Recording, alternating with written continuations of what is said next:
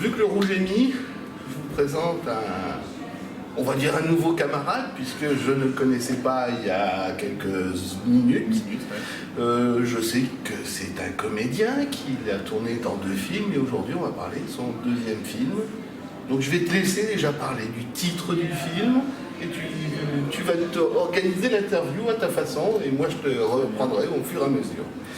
Très bien, on va parler d'Un monde ailleurs, donc, qui sort là le 7 octobre en salle, qu'on a tourné en Guyane avec un casting très sympa, avec des comédiens très talentueux, Émile Berling, Ernst Thumauer, Paul Bartel et Alain-Fabien Delon, et moi-même, Pierre Prieur.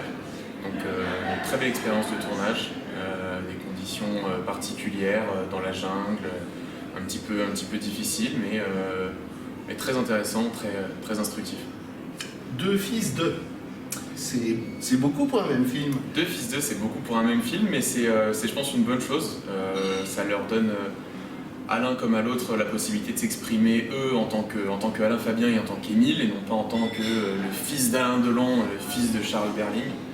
Donc je pense que c'était un bon exercice pour eux, je pense que c'est une bonne chose, puisqu'ils sont vraiment top dans le film, donc de s'émanciper un petit peu de leur nom et de se faire leur propre prénom, si je puis dire, dans le cinéma.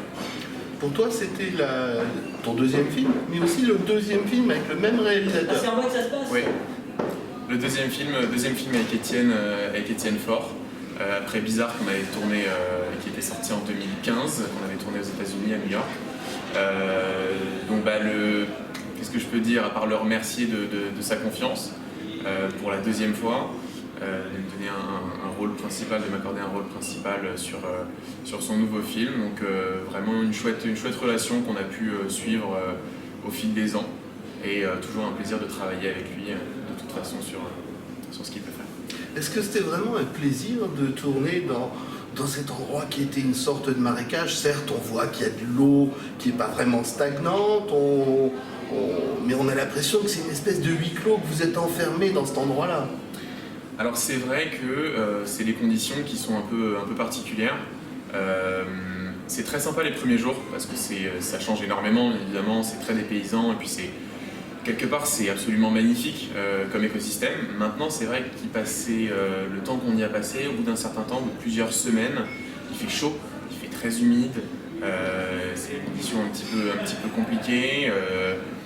Donc c'est vrai qu'au bout d'un moment ça finit par peser, mais je pense que quelque part ça sert le film, dans le sens où on est vraiment plongé dans cet univers-là, comme le personnage, et on rentre vraiment dans la peau de quelqu'un qui vit sur place, qui vit dans la jungle, qui passe X journées, avec ce que ça peut poser comme problème de fatigue quelque part, d'ennui aussi par moment.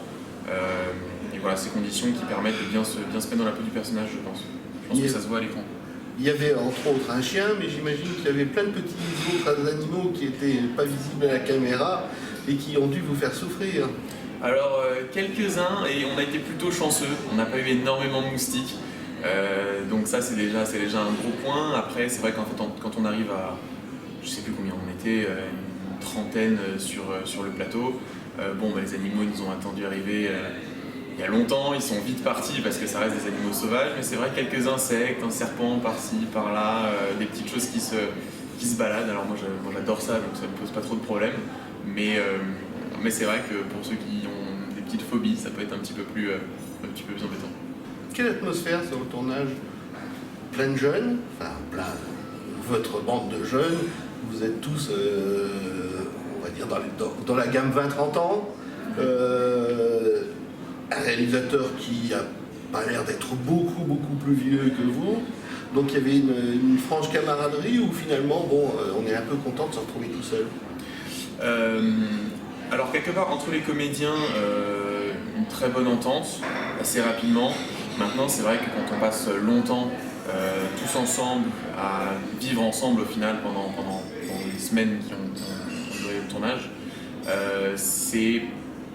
il y a des moments où on a besoin de se retrouver un petit peu seul, parce que d'être en permanence avec les mêmes personnes, ça peut peser un petit peu. Donc des petits moments comme ça qu'on a besoin de se ressourcer. Maintenant, je pense qu'entre comédiens, les relations étaient bonnes, les relations étaient très bonnes. Moi, j'ai énormément appris et j'ai énormément discuté avec des comédiens qui sont notamment Ernst et Paul, qui ont une expérience et un talent indéniable. Donc je suis allé piocher un petit peu, je suis allé apprendre tout simplement avec eux, donc j'ai passé beaucoup de temps avec eux. Mais c'est vrai qu'effectivement, au bout d'un moment, on a envie de respirer un petit peu et prendre les petites escapades en solitaire qu'on peut se prendre. C'est un huis clos, comme je l'ai dit, en pleine nature. Donc c'est déjà quelque chose qui est pas facile à comprendre. Puis en plus, le scénario, il part sur une histoire, je dirais, de jeunes qui vont faire du camping. Et après, il y a des filles qui arrivent en face, et puis je ne dirais pas la fin, mais on change complètement de domaine aux 3/4 du film. C'est sûr, en fait, le scénario s'installe progressivement, en fait. C'est-à-dire que vraiment, on ne réalise vraiment ce qui se passe que vers la fin du film, que effectivement, comme tu disais, aux 3/4 du film, et petit à petit, il y a de plus en plus d'éléments qui vont dans cette direction-là.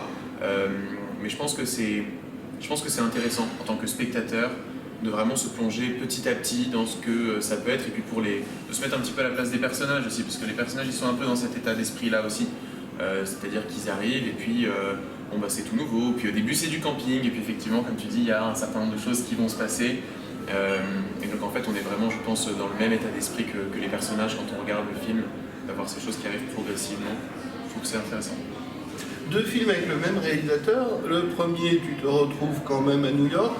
C'est pas non négligeable, c'est appréciable. Le deuxième en Guyane. Alors le troisième, tu vas le faire où? Au Brésil, je ne sais pas. C'est une excellente question. C'est une excellente question. Il va falloir demander à Étienne son prochain film, quand est-ce qu'il le fait, où est-ce qu'il le fait. Oui, c'est surtout parce que là, tu as eu la nuit à New York. Et puis là, tu as le jour et la nuit en Guyane, en pleine forêt équatoriale. Moi si j'avais le choix entre les deux, je crois que j'irais quand même du côté de la Guyane. Du côté de la Guyane. Quelque Guyane. chose que je connais pas. J'ai connu l'Amazonie, mais pas la Guyane. Ah, c'est vrai que c'est 2 décors radicalement différents. On a une jungle urbaine et puis une jungle. Mais effectivement, c'est des belles expériences. Puis c'est génial de pouvoir comme ça découvrir des villes, des endroits très différents, des décors très différents. Maintenant, ça c'est pour les longs métrages. Pour les courts métrages que j'ai pu faire, je suis principalement resté en France, que ce soit région parisienne, que ce soit la Drôme. Donc un peu moins loin, mais c'est vrai que ça permet vraiment, je pense que Étienne aime bien ça, avoir un dépaysement total de ce qu'on peut connaître en France. Je crois que c'est quelque chose qui lui plaît bien. Et moi j'adore le suivre là-dessus, donc ça me va. Alors, on a quelques jours de la sortie. Tu as déjà commencé d'autres projets. Tu es déjà sur d'autres projets. Cinéma, scène.